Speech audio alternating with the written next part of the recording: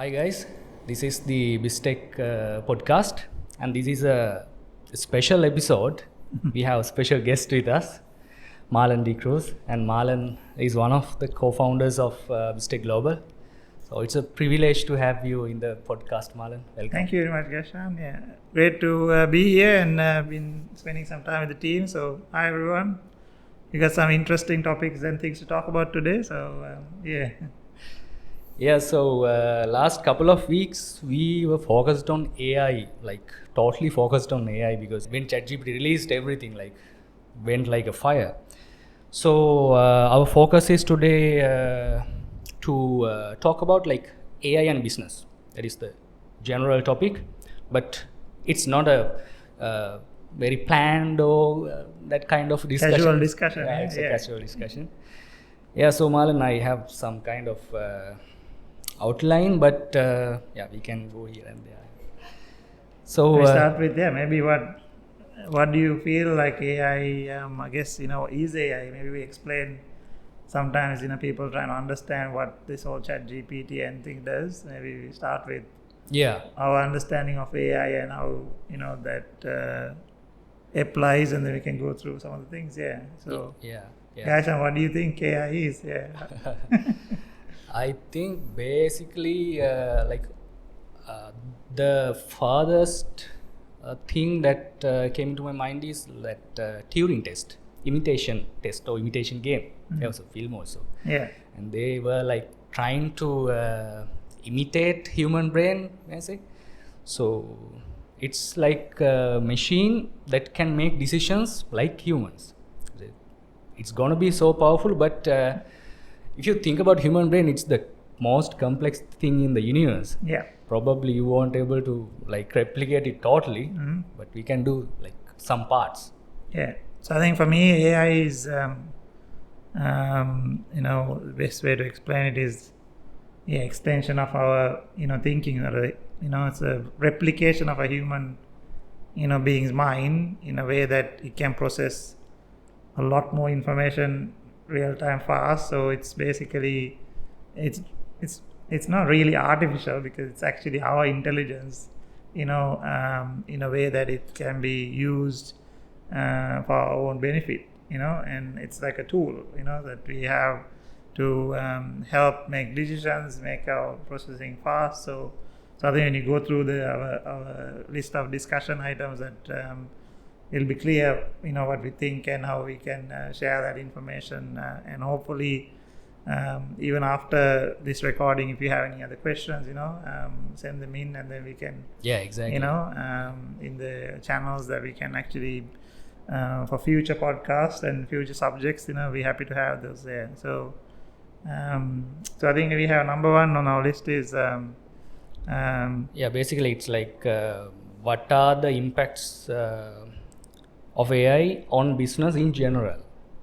Like you were involved in so many business, I guess, Malini. So with your experience and with your expertise, what do you think? I think so. To directly answer that question, the impact to businesses in using AI is, I would say, making things more streamlined and efficient, in a way that I don't see that as I think some of the things that people are worried about is that we will take away all the jobs, there won't be anything to do. We as a race or beings in this planet, we will always have things to do. So I don't think we need to worry about if we in the olden days, when they got cars, maybe they thought, oh my God, what are we going to do? Like, what I mean? So we're always thinking this about the next generation or the next, time period. So AI is going to definitely make our, I think, business and jobs and our life much more smoother, I think, So let's take a couple of examples. Like right now, let's say we want to put a job advertisement out. Okay, and we need a job description. Now, previously, you most probably had to go and search a couple other sites, have a chat, write it all up. But now what we do is maybe go on ChatGPT and say, hey, I need a senior technical coordinator in manufacturing. Can you give me a CV or a job description? And it'll give you a list of things that most people are 80% relevant, and then you just need to modify that and put that in. Now, is that taking a job away? No, it's that person's job who's doing it, making it much easier. So if you had maybe 100 people doing the same thing, maybe it'll reduce the need for that many. But I think it's like we need to make sure that the AI is not damaging or disturbing our operations or our need for humans are interactive and social animals, and we need to make sure that that is accommodated when you're doing AI, or AI based technology. So and a couple other examples to take is that you're using creating dashboards and stuff for insights for businesses to be more profitable, to be more operationally effective. So these things are helping those companies have more people and pay them more money and look after them more. So I think in those examples, the beings working in those organizations are positively I would say positively made them more efficient, so they have more time for themselves, and they may be positively remunerated, because you can if you have a bit more profit, hopefully you can share more that with the teams, you can grow that. So growth is always growth is not always good. Growth in a sustainable, thoughtful, and a good culture and ecosystem, for example, in organizations, I think are beneficial. So I think there's a couple of examples. Maybe Gayashan, you can share a couple more from like a business, where AI is used efficiently and it helps the organization. What I think about it is as a developer, I use ChatGPT and GitHub Copilot. Those Copilot tools all the time. What I feel like is it don't make your job get away, but it will make you more efficient. And the other thing is now you can do like repetitive intelligence task with AI, but it cannot, like, the creativity wise AI is pretty poor. I don't think we can ever replace it. In the concern that losing jobs, what I think AI will not take your job away, but the people who are using AI to speed up their work might be replace your job. I don't know. So I think there's always, technology always have two sides to it, and I think as humans we evolve as we go. As you said, there's no each one of our mind has so many dimensions, right? So many, as I said, emotions that we have, like empathy, love, care, there's 100 different emotions that we deal with when we go through a decision that we normally do. So those cannot be programmed to that level. I don't think in our generation it's going to be. Maybe in future, we don't know that. So I think it's pretty powerful. So I think we have a couple of things like in education, right? What AI is helping with, and I think a couple of the key. I think this is a bit funny because some of the colleges and universities and things like that have really jumped on the bandwagon, and they're like very restrictive now, going, you can't use AI, you can't use ChatGPT for your assignments now. Before ChatGPT, these AI-based, algorithm-based programs existed. Okay, so people use this on the time, like 20 years ago, I know, right? So if someone really wanted to cheat an exam or anything, there's always different ways to do that. So I think concerns definitely because it's openly available and people are talking about it, but I think it's for education point of view. Institutions, governments, business, whoever's doing education and training, including professors and things like that, needs to understand that this is not a like a bypass. It's not a shortcut. So people can't really shortcut, because if you imagine you do your exam using ChatGPT and you go to the real world and you're trying to get a job, you cannot use ChatGPT to do your work. So you're not gonna succeed in that way, So cheating a system is never going to give you results unless you I use never. I mean, I'm sure you can, but so in education and in the different places, ChatGPT, AI can be used in a way that I don't know. Let's say like if someone wants to create a study guide, a reference. I'm sure you can use that to build a short note list, and or whatever it is. So and with especially ChatGPT, I think now we have Microsoft, I think, releasing the local version or the version that you can train, separately. So for example, like having your own data set, right? So for example, if a university can run their own ChatGPT and help the students in their different programs, we're using the Microsoft's, version of it, when it's available in that region, to create a university ChatGPT. You know what I mean? So that means what will happen there is that all the books, all the references, everything that most of those courses are, so I'm sure they're already planning that. But so it's about providing that real value to those students and staff and things like that. That this particular technology helps. So another requirement I think I can see is like with companies, and they're like, for example, we have some technical support companies who we provide technical support to. So if a user having a problem or end user having a certain problem, we can program that for the end user to ask questions and then answer those. So we call them knowledge based, or but it's artificial intelligence based. Providing feedback and answers so that people can. These days, if I'm not sure about you, Gayashan, but if I have to log a problem with my telco, or if I have to call something about my technology not working, I prefer to do a chat. Yeah. Rather than having a call, right? Yeah, it's because you can be doing your other work, and can you on a call, you traditionally need to be on the phone, and you have to be like paying attention, and you have to be on the hold, and then your whole line is busy.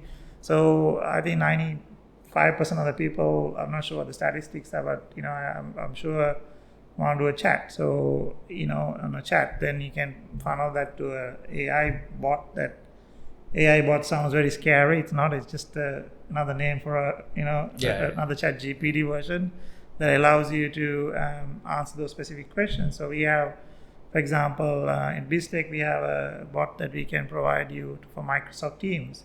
And if you have a knowledge base or a set of information or data that you have in your company and Microsoft Teams, you can provide a bot to answer those questions based on the database that you have. We can train that into AI engine. Yeah. And then so these are like some of the very real technical usage and implementation. So hopefully that sort of helps make you feel a bit comfortable if that's you worried about that.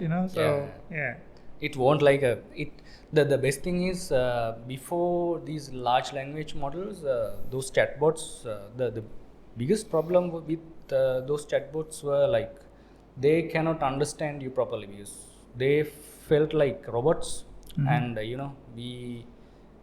give inputs like all sort of kind of things into the chat, but they cannot understand because they were like programmed to make decisions. If that decision tree breaks, then it's gone. You cannot interact with furthermore. But with these chatbots powered by large language models such as GPT 3.5 or 4, it's like super intelligent, I would say. Then you will feel like you're chatting with a real person, right? So that was the power.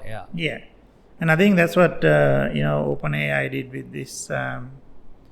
The mechanism and the interface, how it works, it made it also feel like a human's answering, because the way it types the text and things like that. So managed to bring that element into I think that's why it became really popular, and really people, I think adopted it. So I think it's really good, Yeah. And there's massive, billions of dollars of investment into making it secure, making it work really well, and especially Microsoft and some of the other companies have invested heavily. So I think and I think you want to talk about also the the different industry. Yeah, we talked a bit about the transformation of the industry, Marlon. So, Industry 4.0 or the Industrial Revolution 4.0. I mean, what I say is it is here. It's not coming. It's here. It's already here. Yeah. And these technologies such as AI and blockchain and AR VR technologies, those are like hugely involved in Industry 4.0. However, my concern is industry is always connected with the education. So you are creating employees or the people to get involved with industry with the education. So I think education has to be changed. So we address a little bit with those like students are cheating and all kind of stuff with ChatGPT. Yeah. But I saw article in World Economic Forum. They have published so many articles about Industry 4.0 and Education 4.0. So that's the next education. And what they are saying is there are like 3 core elements, right? Head, heart, and hand. So head is the conventional like knowledge absorbing and that kind of education, that traditional education that we always had. But now heart and hand. Heart is the soft skills and hand is the hand is the hard skills, right? Yeah. So maybe, I mean, knowledge is everywhere in these days. Use of the internet, ChatGPT just get through the internet and filter out and give the chunk that you need. But heart and hand. So what I feel like is education has to get that 2 components. Like they have to like concern about those 2 components in their courses or education system. Yeah. So ChatGPT cannot replicate those 2 components, heart and hand. And in the industry, the most of the thing that we need, like we feel it when we work in the industry, the people with have good soft skills and like the other hard skills are the ones who can succeed in industry, other than the people with people with only have the knowledge in their heads, right? Yeah, absolutely. So I think I like you brought that head, heart, and hands. I think first time I heard that was he was the CEO or head of PepsiCo. There's a lady. She's written a book. I can't remember where to put a reference in there, but in Bloomberg, they interview a lot of the CEOs and stuff. So anyway, I think it's very important.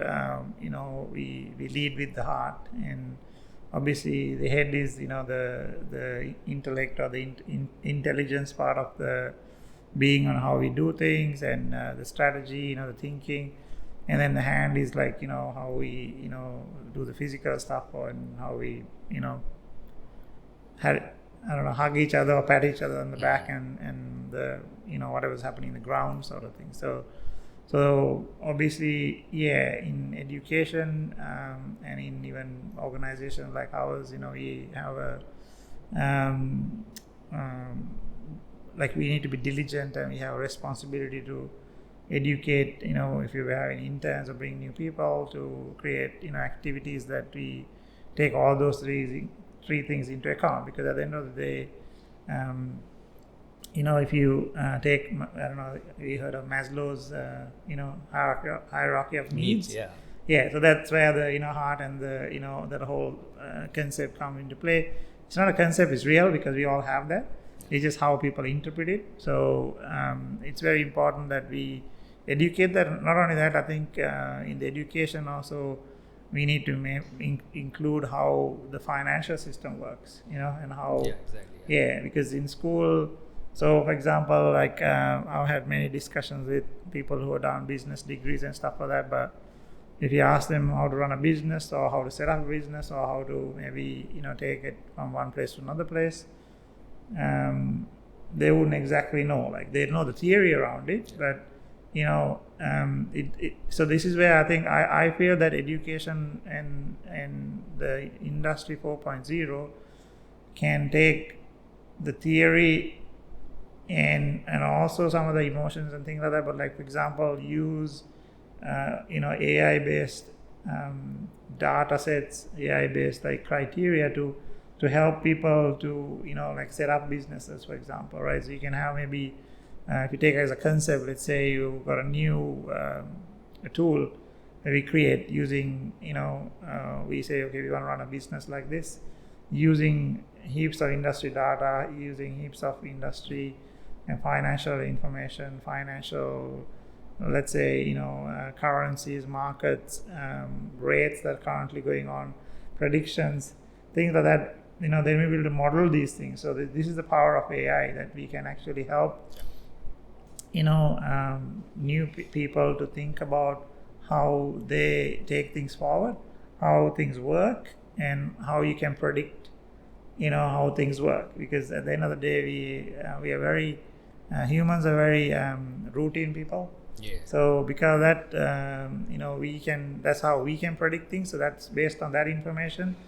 The computers also can predict, because they got hundreds of years of data sets. So based on that, you can see commonality. So that's where AI, people who are using AI technologies and stuff like that. And now we think we discussed this a little bit before we started, Gayashan. So everyone's like worried about AI, about going into the wrong hands.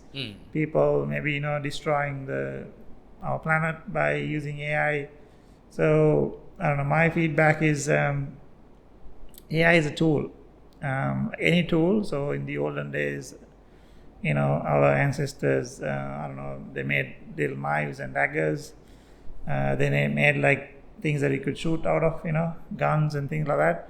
That was made for like hunting initially, and then protection of our patch and our families and our clan and our group, and then you can also use it to destroy things and go kill people and things like that. So AI is our responsibility to set up the correct tools on the governance on that. So governments, business leaders, industry leaders, security experts, consultants, inter-company global people who work on these things. We need to set up the boundaries, I would call it. So in like any technology, I think people are worried about it because they don't fully understand the technology. That's why being in the technology, we're not that concerned about it, because at the end of the day, it's just a myth that we actually, people go, oh, AI now it can do everything. I'm like, no, it can't do everything. It can do certain things. It can make our jobs easier. It can make our lives easier by analyzing and predicting things so that we can be prepared. That's how I see it. So if a market's gonna, I don't know, having some global recession thing, then you can take the last set of recession data and predict what recession is going to do. By doing that, then you can help maybe protect communities, businesses, and things like that. Now, we know through history, if you meddle with the future, then it can change. So obviously there's a risk there, and that's something that we can have a discussion about another day. But I think overall, I think it's very powerful. So yeah. Like, just fire, for example, the most primitive invention of the men. How much can damage that fire can do? Yeah. If you don't know how to control it, it's the same thing, right? Absolutely. With any technology. Yeah. Fire and energy, like all these things. Electricity is going. Even ourselves, we won't be alive if we didn't have current running through our neurosystem, right? So, exactly. So it's a basic need, and I think that's I don't know. I see that as intelligence. I see it as human intelligence through a computer. it is artificial on how we use it, but it's nothing new. Like, it's not different. Do you know what I mean? We didn't create it. And also the data set, right? Yeah. We just created the data set like And the years data years set is ago. our history. Yeah. You know what I mean? So we already have it. So it's nothing.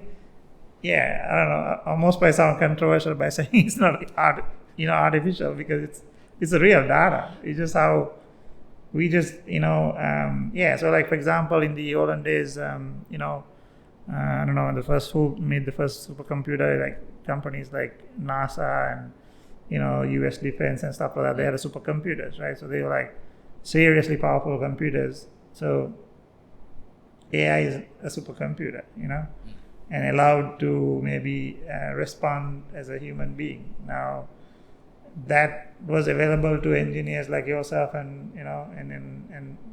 like myself, who were working on specific things. Right now it's open to the entire world. That's the only difference, right? So that's why, when we saw that happen, we're like, oh, why is it such a big deal? Because it's like, I think technology was already there. Like, we had that access to that, and we could use it in different ways. So, but in the mainstream, so my perfect example is, I don't know if you remember the first internet browser, like, Netscape and, Yes, I have heard of like it. in the olden days. So, I don't know, no one thought that, you'll be able to search, I mean, we had to go to the library, pull up an encyclopedia, and then, try and find the page what you want to find, you know what I mean? So now it's just, you don't even have to do it. You just talk to it and it'll actually, give you the answers back. So it's similar to that, I think, it's just modern technology that's going to help us with,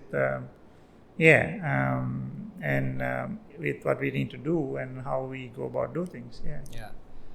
So we get into that thing that concern. AI is gonna end the world. So that was kind of a real discussion people have. Like, Elon Musk brought that discussion into the table before ChatGPT was released, like a couple of years ago. He told, like, we have to concerned about AI, but now he's building his own AI. So I mean, he's been building that whole model for the Tesla car, right? So now they're building the humanoid, humanoid, right? So that's basically, I think the first person brought this concept into reality is I don't know, is it Arthur C. Clarke? He was Arthur C. Clarke who wrote the Space Odyssey. You watch those movies and those books, basically. HAL, the computer. So basically that was AI, and there were a couple other movies like, I think, the X-Files and stuff like that. I can't remember. Anyway, so the technology people predicted, So again, there is that, are we gonna, when we created electricity, people, did they not use it and started worrying that it's going to destroy the whole world? Absolutely, so it's we as humans, we always like controversy and we like those stuff. Discussions. I think Elon Musk is a great technology visionary. He has some crazy ideas. He has some really beautiful ideas, and we need people like that to so we had Steve Jobs, we had Bill Gates, we had various I'll go back to someone like, I guess, Nikola Tesla and Edison. Without them, we wouldn't have all this, even maybe to this, not sure this now. They had like real visions and dreams about creating things that helped us, So I think we will evolve and take things forward. Definitely, you should be worried about letting things loose, and we should always control things in a way that we can control them. So if you have a control system for using some type of machine learning and AI to operate something, you need to have an override or a backup system that fails, if it doesn't work, or if it tries to do something different. So how we automate things and how we innovate things in a way that we use that technology, we need to have mechanisms that we protect our own welfare and livelihood. And I think there are forums already working on that. So I think I'm not really concerned about that. That's me for sure. Yeah. So one other interesting argument, we saw that there was a Congress hearing with Sam Altman, the creator, the founder of the OpenAI. So the discussion is on the table. Government is considering to implement laws on top of the AI, maybe. Then there is this interesting argument. If you give the power of the AI to everyone, then it would be safe. But if you implement a monopoly on it, then say that I don't know, the army. I'm not going to say what army, but just army, right? I don't want to get into trouble. So say that government or army has the access to the AI, then how can you so sure about those are not the bad people, those are the good people? I mean, we just have to trust them, right? So the best solution, the argument is the best solution could be giving the power of the AI open to everyone. Then I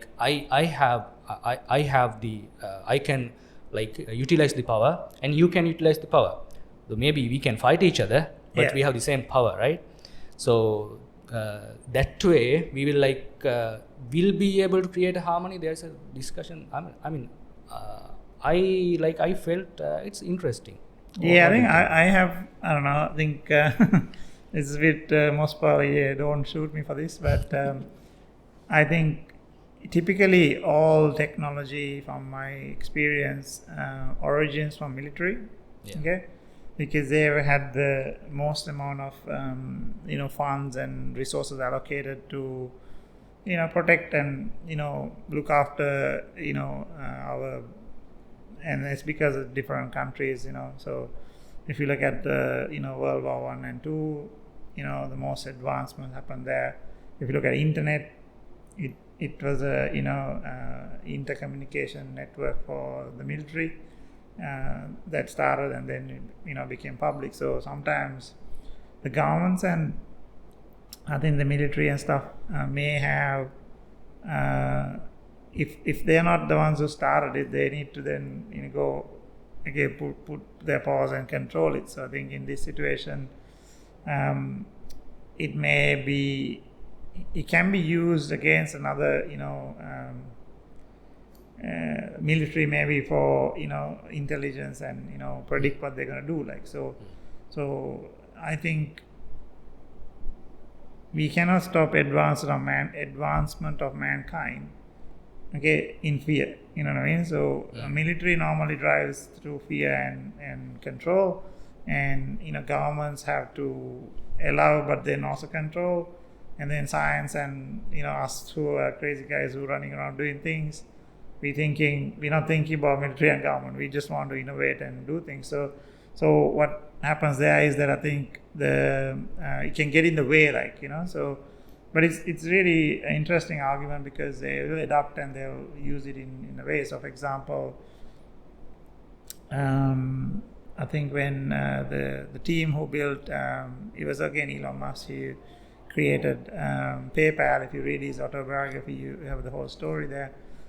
When they sold PayPal, they understood how this whole separate money and financial system works. So what they did was they didn't have much to do, so they actually wrote some software to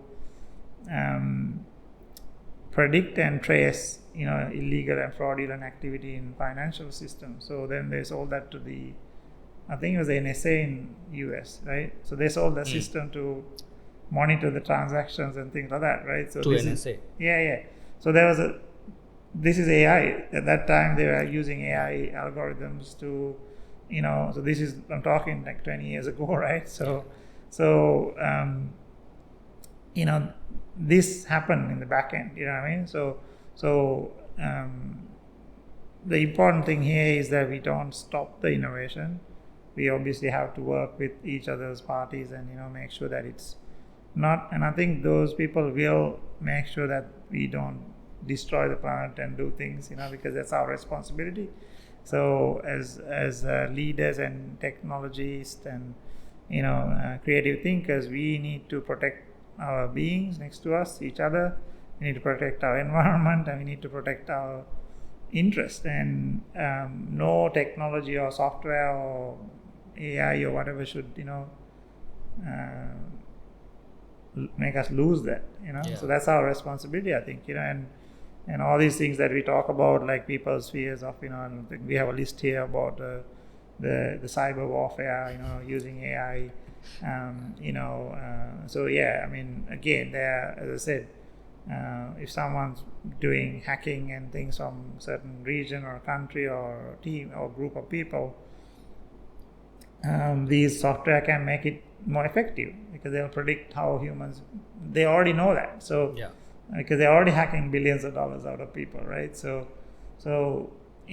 this is only, and at the same time, the AI algorithms are what banks currently use to actually detect fraud. Yeah. So it's both ways. Yeah. So if you're using AI on both ends, it mitigates each other. Yeah. It's not going to create a warfare, because it'll actually, I mean, it has the potential to, it can reboot everything, but I think, you need to be smart not to allow that to happen, and have a limit to it, because at the end of the day, if you take our head, heart, and hands, methodology and thinking, all our religions, all our, philosophies, our history has told that if we become aggressive to each other and start doing things, then it ends up bad, and then we learn a lesson, and then we go back and think about. So if you look at, in the World War II, right? Yeah, Japan, Hiroshima, Nagasaki, Germany, all these things like that. Like, it's real bad things happen, and it stopped, and then they, had to really reconcile and think about what happened. And so this technology is same. I think we should use the same analogies and learn from it. Yeah. So end of the day, if you can look at the person who is next to you and think about him, what is his feelings, what I can do to care about him, is the thing that we can do to make the world better place. So then any kind of technology will not be used in a bad way for the human race. Yeah. Absolutely. And I think I would say that anything you do, like including this software or whatever it is, I don't know. My methodology is to lead with the heart. Think with your heart. Do anything you do with that, and then with your heart, and the outcome is basically peaceful. It's more, it's easier. It's softer. It's not, like your time is more precious. Your environment becomes more sweeter and easy to deal with. And aggression and using technical things to throw things around, or discussions or whatever it is, that you can win those, but there's, if someone wins, someone loses. So you don't have to have a so sometimes I have discussions with people, they're like, why are you not having argument about this? I'm like, it's actually, we can have two opinions. Doesn't mean that each one has to be right or wrong. It's just two different views on things. So that's how I see the world, and that's how I see all these technologies, and how we adopt it. So I don't know, we had the blockchain, Web3, machine learning, AI, as I said, the different revolution of the industry and the education system.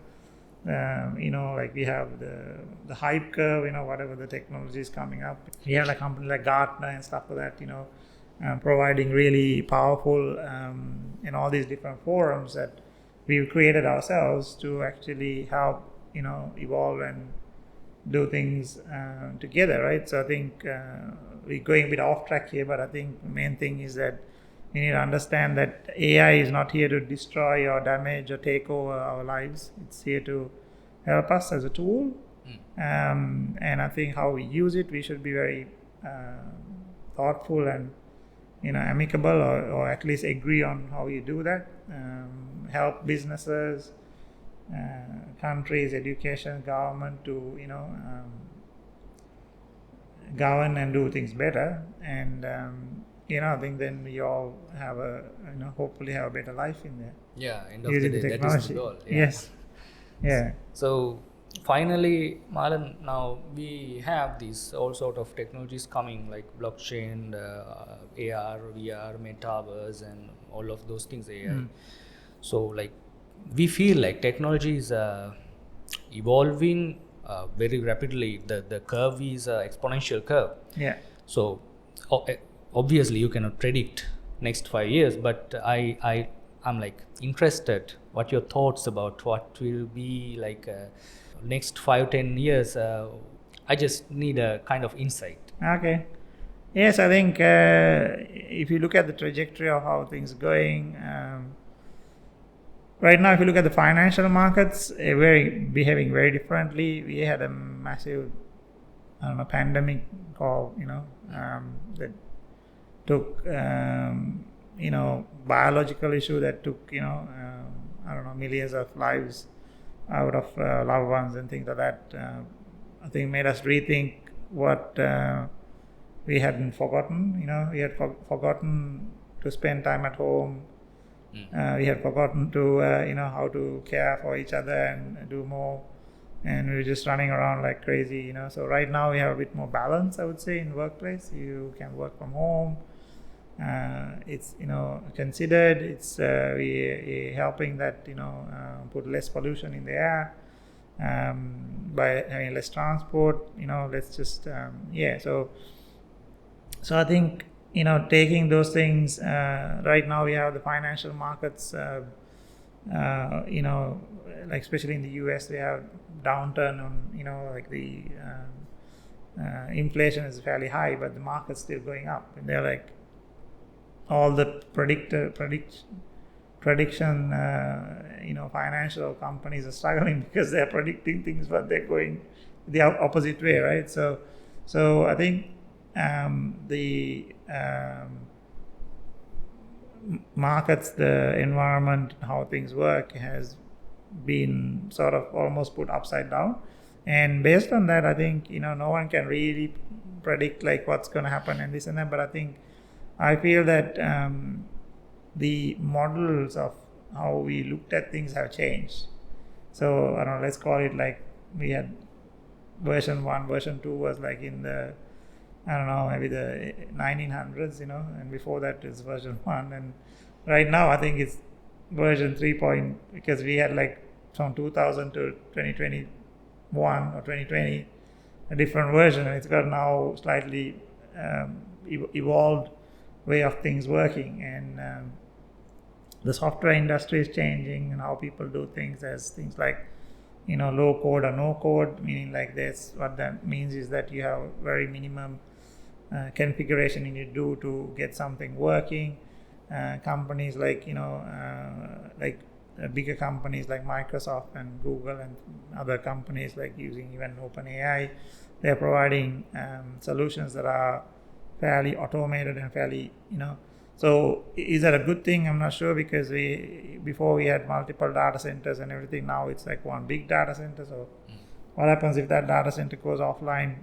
And then the backup takes a long time to come back up or something like that. So these things will happen as we go. But so my prediction is, I think the technology is going to evolve to, greater heights. It'll help us. It'll help us do our, transport, our travel, even overseas, our, livelihood much easier. The tools will allow us to, a bit more. I think people want to be relaxed and, maybe do less work stuff as, before, like we do less and less physical stuff. So hopefully by that time, then we don't have to eat as much, because if we're doing less physical stuff, we don't need to. So I think for the planet, I think it's a good thing, because, and I think also the new generation, younger people are more conscious about the, using plastic and, wasting, like wastage and stuff like that. We in Sri Lanka, we still, use a lot of still plastic and stuff, but like in Australia or some of the other countries, they totally banned using like plastic straws, and still there's obviously a lot of things to go about. And then the carbon footprint, and looking at the carbon footprint out of everything you're doing. They're trying to use as many carbon neutral stuff. So I think the next 5 years, I would say that we're gonna know more intelligent about how we do things. But I would like to I would like governments and education places to actually integrate that into the curriculum, and like have meaningful subject matter to allow people to understand that a little bit more, like the financial system, the environment, and I think governments to help more with agriculture, definitely, you know what I mean. So because that's how if you have good soil and good environment, then your sustainability becomes more, especially in rural areas. So we live mainly in suburbs that are very, I guess, populated. So but more education and more I mean, through COVID, a lot of people moved into the country areas. So for example, in Australia, a lot of people did a sea change. They just moved to the ocean area or towards the country towns, and that was really good, because I think those economies, those places, some of them were not doing that well, and then now they're doing okay. So there's always positives out of everything, and as long as you focus them. I think there's a long answer, but hopefully it helped. That's really good. So finally, Marlon, I want to point out that Marlon has a podcast or kind of a live session. Ask Marlon. So you're going to fire that one up soon. I think you'll see that coming up. So I had stopped for a little while, but it's in a LinkedIn, Marlon, right? LinkedIn, but I think we go live with that usually on, so I'm hoping to bring you on that too. So it goes on LinkedIn, Facebook, YouTube. So we're using like a streaming program to put that live, and then also take snippets out of that. And so I think it's good to always share knowledge and have a good discussion about technology. So I love asking questions, and I think you can also do this one live maybe a little bit, so that you can ask questions from people. So next time we can maybe set up the thing, and we'll fire up a live session. We'll try to come in live. So it's absolutely amazing that Marlon is here. So it's a great discussion. Marlon is a lovely person, and I really admire you. So thank you, Marlon, for being here. Thank you, Gayashan. And I think we can most probably do it remotely too if we need to. So thank you, and hope you enjoyed today's discussion about AI and a couple other things that our team organized. And please follow and like all the material, and please give us, I think, feedback and any new suggestions, so we can come bring any new subjects to you to discuss. Thank you very much. So share, like, and subscribe. Sharing is caring. So see you in the next one. Bye. See you.